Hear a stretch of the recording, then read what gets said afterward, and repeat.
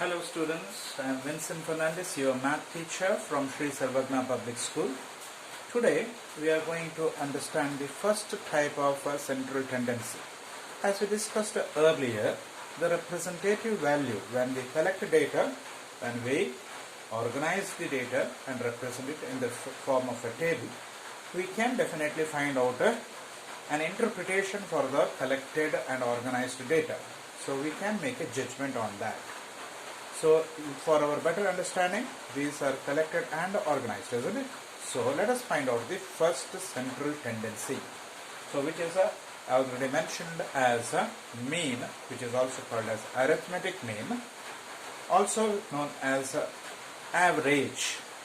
So now consider some examples wherein the ages of your classmates are taken into consideration. There won't be much differences, isn't it? Some will be 12, 13, some maybe 14 or so. So when you collect all this data of a particular person's age, we can find out what is the average of age of a person. So this is not the actual age of the person, but is an average age. Now consider another example. Let us consider the weights of each person. There will be difference in the weights, right? So a person is 25 kg, the others may be 35, 30, 37, 28 and so on.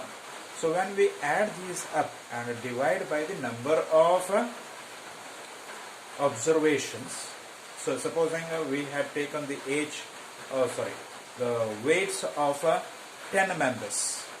So add all the weights of 10 members and divide the total weight by 10, that is 10 observations, right? So when we do that, we get an arithmetic mean. So we get an average weight. So this is may not be the actual weight of any person there. So all the ages combined together might come to become 32.5. So when it becomes something like that and nobody's weight is 32.5, we cannot say that this is the actual weight of one person. It is an average weight of a person. So on an average, if all combined together weights divided by the number of observations, we can get a central tendency there. So on an average, this is the weight of individuals. This we can come to the conclusion. So let us take two examples for finding out the average. So let us take the first example where a person A, say let us call him A, he swims for 3 days. But how many hours does he swim per day is given. So A swims 3 hours on the first day. Then on the next day, he swims 5 hours. On the third day, that is on Wednesday, he is swimming for 4 hours. So 3, 5 and 4. So on an average, how much does he swim on a particular day? That is, each day, how much on an average does he swim?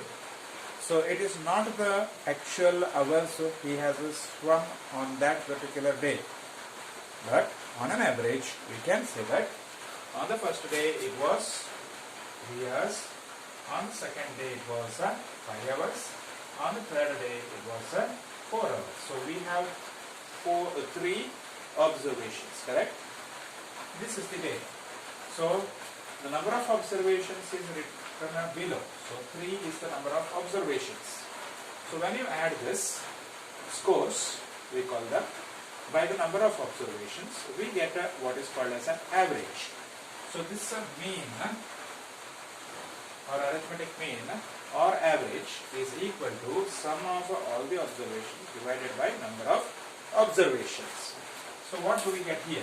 3 plus 5, 8, 8 plus 4, 12. So 12 is the total. So 12 by 3. So how much is this? When you cancel the equal quantity from both of 3 one time, 3 4 times, we get 4 hours. So this is the average number of hours he has swum per day. So this is how we can find out the average of any given particular data. Now let us try this question. the example number 2 is about a bowler. A bowler who bowls to a batsman in a game of cricket. So in 6 different matches, he has taken the number of wickets like this. In the first match, 3 wickets. In the second match, 4 wickets. In the third match, 2 wickets. In the fourth, 6 wickets. Fifth match, 5 wickets. And in the 6th match, it is 4 wickets. So on an average, how many wickets did he take up in every match? So let us find this out by doing the simple operation of adding these 6 observations. So 3 plus 4 plus 2 plus 6 plus 5 plus 4. And divide this whole thing by the number of observations. The number of observations, how many are there? 1, 2, 3, 4, 5, 6. So 6 observations. So it has been divided by 6. What is the mean then? So this is equal to 3 plus 4, 7, 7 plus 2, 9, 9 plus 6 is 15, 15 plus 5 is 20, and 20 plus 4 is 24. So this is equal to 24 by 6. So when we divide this, what will we get?